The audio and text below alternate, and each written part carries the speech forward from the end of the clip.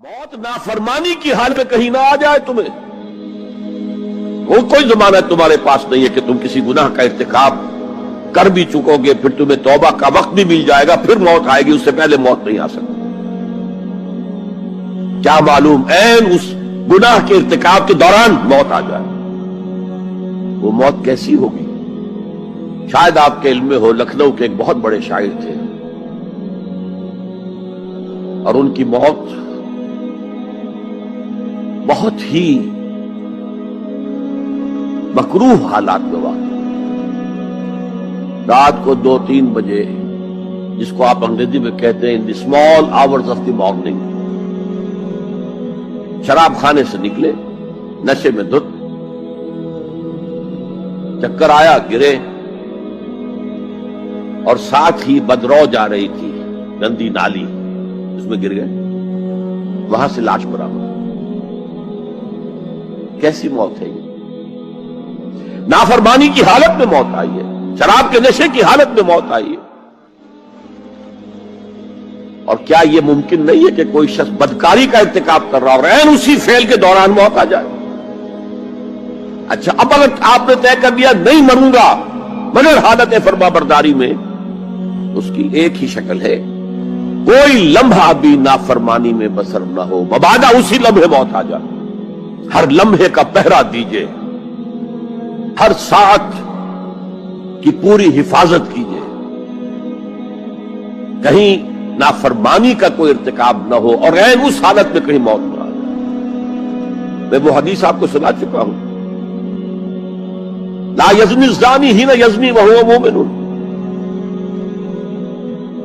کوئی زانی حالت ایمان میں زنا نہیں کرتا، جب وہ زنا کر رہا ہوتا ایمان اس کے دل سے نکل کر اوپر سر پر منڈلاتا رہتا۔ کوئی چور حالت ایمان میں چوری نہیں کرتا، ولا یسرق السارق حین یسرق وہو مومن، کوئی شرابی حالت ایمان میں شراب نہیں پی سکتا، ولا یشرب الخمر حین یشرب وہو مومن۔ اگر ایمان بھی ہو دل میں اور یہ حرکات بھی ہو رہی ہو تو وہ ایمان 2 پیسے کا نہیں، 2 ٹکے کا نہیں، کیا اس ایمان کی قیمت ہے؟ کیا قدر و قیمت ہے اس کی؟ اب اگر عین اسی حالت کے اندر موت آ گئی تو یہ تو خلوع ایمان ہے، ایمان کا خالی ہو جانا ہے۔ یہ ہے وہ بات جو کہی گئی۔ اب یہ اسلام اور تقوی، ان دونوں کو یہاں نوٹ کر لیجئے۔ یا ایھا الذین آمنوا اتقوا اللہ حق تقاتہ ولا تموتن الا وانتم مسلمون۔ اے ایمان کے دعوے دارو، اللہ کا تقوی اختیار کرو جتنا کہ اس کے تقوی کا حق ہے، اور دیکھنا موت نہ آنے پائے مگر فرما برداری کی حالت۔ اب یہ اینٹیں اگر پختہ ہو گئی ہیں، ہم نے جہاد کے مختلف مراحل ان پر غور کیا تھا۔ پہلا مرحلہ کیا تھا؟ نفس امارہ کے خلاف جہاد، شیطان اور اس کی ذریت سلبی و مانوی کے خلاف جہاد، بگڑے ہوئے معاشرے کے جو پریشرز ہیں ان کے خلاف جہاد۔ یہ 3 جہاد کر کے کما حقہ فرض کیجئے کہ اب آپ تقوی اور فرما برداری کی روش پر راسخ ہو گئے، قائم ہو گئے۔ اب اگلا قدم کیا ہے؟ اب ان اینٹوں سے فصیل بنانی ہے۔ اینٹیں تو مضبوط ہو گئی، پوری طرح پٹ گئی، پختہ ہو گئی۔ وہ جو اقبال کہتا ہے کہ خام ہے جب تک تو ہے مٹی کا ایک انبار تو، اور پختہ ہو جائے تو ہے شمشیر بے زنہار تو۔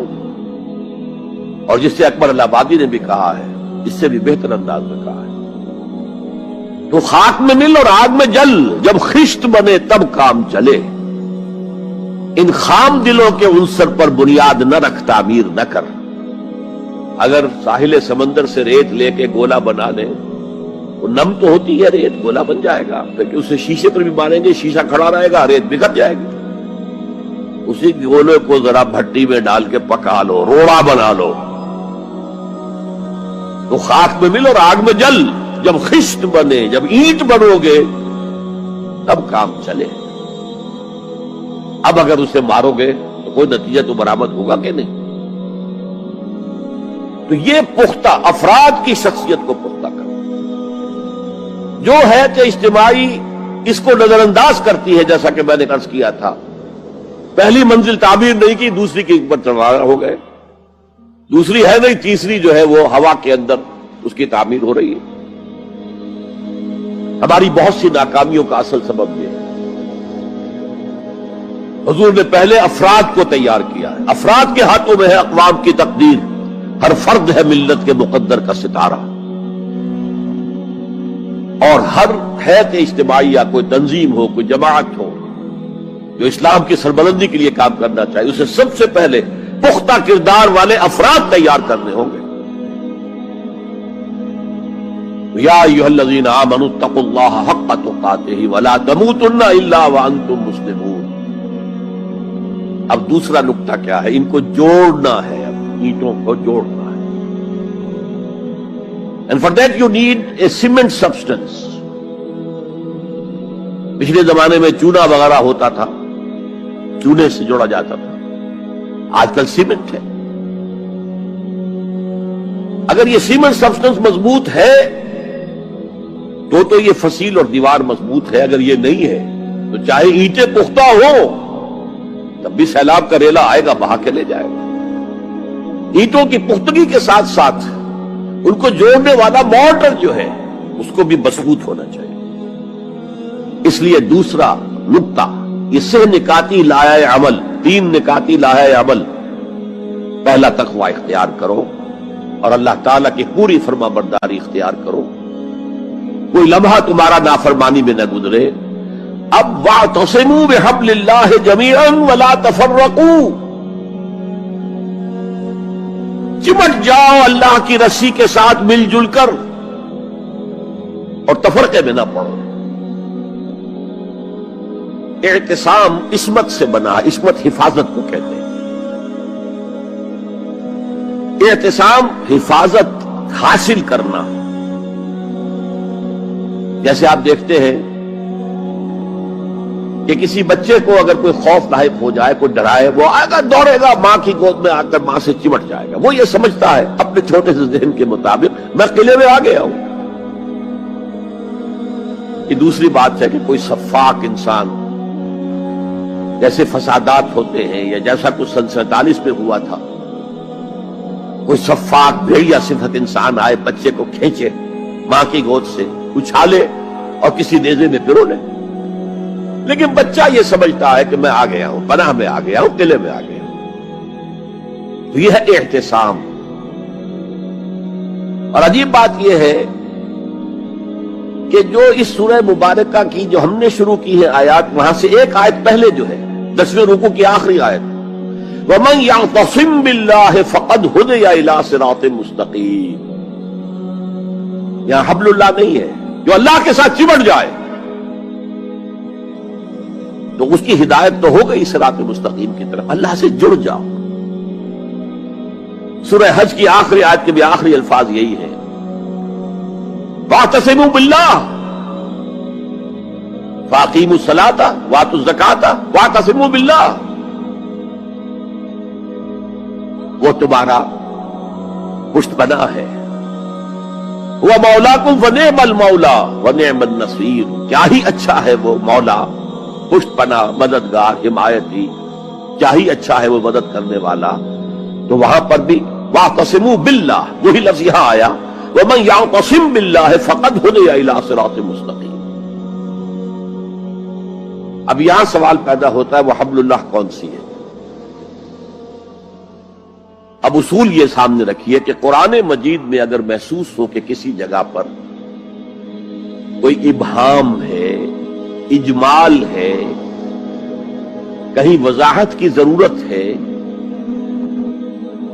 تو یہ حق ہی نہیں فرض ہے محمد الرسول اللہ صلی اللہ علیہ وسلم کا کہ اس کو بیان کریں، واضح کریں، تبیین کریں۔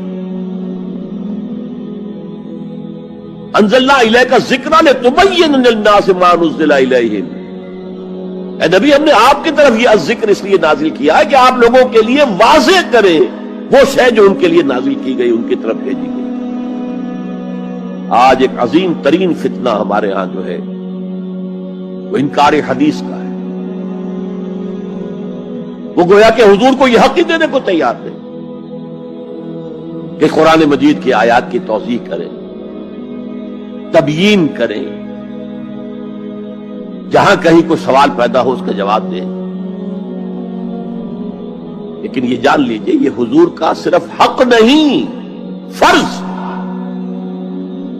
مجھے ایک بڑا تلخ تجربہ ہوا تھا لاہور میں 1973 میں، وہ جو عالمی کانفرنس ہوئی تھی لاہور میں، دنیا کے تمام مسلمان ملکوں کے سربراہ وہاں جمع تھے. تو اس زمانے میں اس آیت کا بڑا چرچا تھا، اخبارات میں بھی بڑے بڑے اشتہار شائع ہو رہے لوگوں کی طرف سے، وَاعْتَصِمُوا بِحَبْلِ اللَّهِ جَمِيعًا وَلَا تَفَرَّقُوا. رکشاؤں کے پیچھے بھی بینر لگے ہوئے، ٹیکسیوں کے پیچھے بینر لگے ہوئے ہیں، وَاعْتَصِمُوا بِحَبْلِ اللَّهِ جَمِيعًا، بینر آویزاں ہیں سڑکوں پر جا بجا. لیکن میں ایک پریس میں گیا کہ جہاں میری ایک کتاب چھپ رہی تھی اور تاخیر ہو رہی تھی، تو میں ذرا ان سے کہنے گیا جلدی کرو. وہاں ایک صاحب آئے ہوئے تھے اور بدقسمتی سے آزاد کشمیر، جو ہمارے ہاں آزاد کشمیر کہلاتا ہے، آپ کے ہاں وہ مقبوضہ کشمیر کہلائے گا، اس کے وہ محکمہ جو انفارمیشن ڈپارٹمنٹ کے سیکرٹری تھے، اہم تھے. ان کا یہ کیا رہا؟ یہ لا یعنی کلام ہے، بے معنی کلام ہے. فَاعْتَصِمُوا بِحَبْلِ اللَّهِ جَمِيعًا، کہاں ہے وہ رسی؟ کس کو رسی؟ کون سی رسی کو پکڑوں؟ بہت صدمہ ہوا، لیکن کیا کیا جائے؟ اصل میں کمیونسٹ ذہن کے تھے. اب اس لیے وہ اللہ کے رسول نے واضح کیا ہے کہ حبل اللہ کون سی. میں وہ حدیث آپ کو سنا چکا ہوں، حضرت علی رضی اللہ تعالیٰ عنہ سے جو مروی ہے، نبی اکرم صلی اللہ علیہ وسلم، ترمذی شریف اور دارمی یا بیہقی میں موجود ہے. تو اس میں یہ الفاظ میں هو حبل اللہ المتین وهو الذکر الحکیم وهو الصراط المستقیم. حضرت علی فرماتے یہ ہے کہ میں نے سنا حضور نے ارشاد فرمایا ان قریب ایک بہت بڑا فتنہ رونما ہوگا، انہا ستکون فتنۃ. میں نے سوال کیا مل مخرج منہا یا رسول اللہ، اے اللہ کے رسول فرمائیے اس سے نکلنے کا راستہ کون سا ہوگا، مخرج کون سا ہوگا، ایگزٹ کون سا ہوگا. یا آپ کے ہالز میں جہاں ایگزٹ لکھا ہوا ہوتا ہے سرخ سی بتیوں کے ساتھ، عرب ممالک میں مخرج لکھتے ہیں اس کو، نکلنے کی جگہ، بھاگنے کی جگہ. اگر کہیں دھواں بڑھ جائے، کہیں آگ لگ جائے تو بھاگو ان روشنیوں کی طرف، ان دروازوں کی طرف، وہ کھل جائے. تو جب حضور نے فرمایا کہ انہا ستکون فتنۃ، تو حضرت علی کہتے میں نے پوچھا بل مخرج منہا یا رسول اللہ، فرمایا کتاب اللہ